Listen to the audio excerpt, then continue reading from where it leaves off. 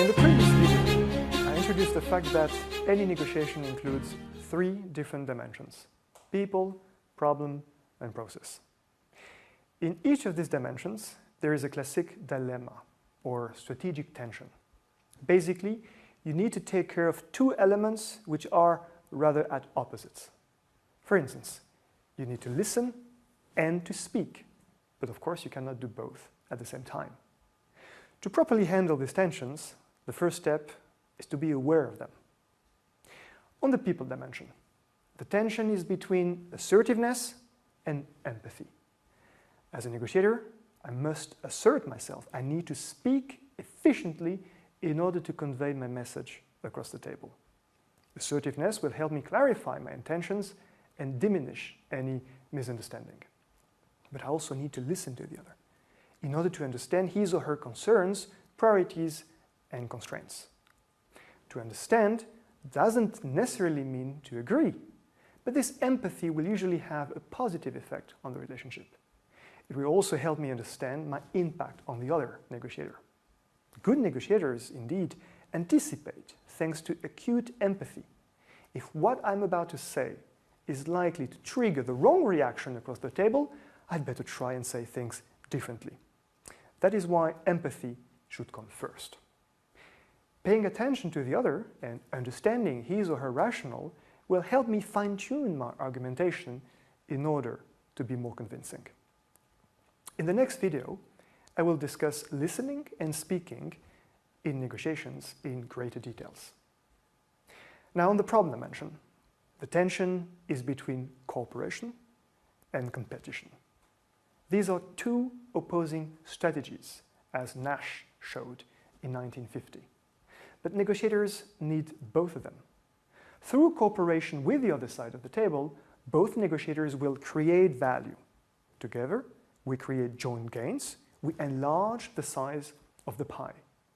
Now, through competition, each negotiator tries and secures a better share of this value for himself. We compete one against the other in order to decide who will get which share of the pie. And this creates the negotiator's dilemma, as Zartman put it. The more competitive or the tougher a negotiator is, the greater the probability to get the better share, but the lesser the probability to strike a deal at all, because the other is unlikely to accept a poor deal. Now, on the contrary, the more cooperative or the softer a negotiator is, the greater the probability to get a deal, but the lesser the probability to get a fair share, because the other is likely to take advantage of this. The way out of the dilemma is to work along a sequence. First, cooperate with the other in order to help create value, while insisting on the principle of reciprocity. I'm happy to make efforts as long as I'm not the only one around the table. Second, compete against the other in order to secure a fair share while thinking long-term. Do not break the relationship with the other side of the table. I will go into greater details about these notions of value creation and value claiming in the second module of this MOOC. Last, there is usual tension on the process dimension too. Most negotiations are structured the following way. The negotiator is sent to the table by someone who is the real decision maker. We say that the agent negotiates on behalf of the principal. For instance, a lawyer negotiates on behalf of his client. A CEO negotiates on behalf of her board. As a result, most negotiations will go through a three-step sequence. First, internally, setting the instructions given by the principal to the agent.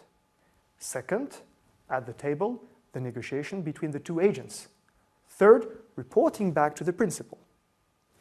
And that process creates a tension. The more the negotiator sticks to the instructions he was given, the smaller the probability is to reach a deal. On the contrary, the more the negotiator shows flexibility on the mandate he was given, the more likely he is to reach a deal and then to be in trouble with his boss.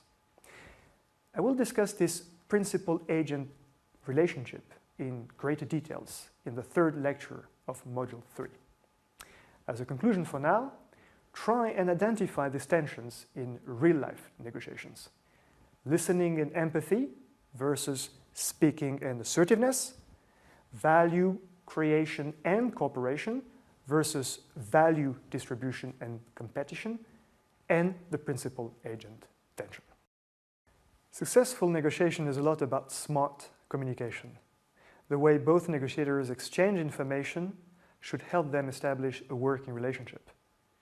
It should also help them understand each other's expectations and motivations and diminish the risk of misunderstanding. That is why proficient communication skills are a driving force behind effective negotiation. However, effective communication proves pretty complicated. One negotiator might select the wrong information to convey across the table. Besides, the sender is usually convinced that his message is perfectly clear for the other side at the table, which is not necessarily the case.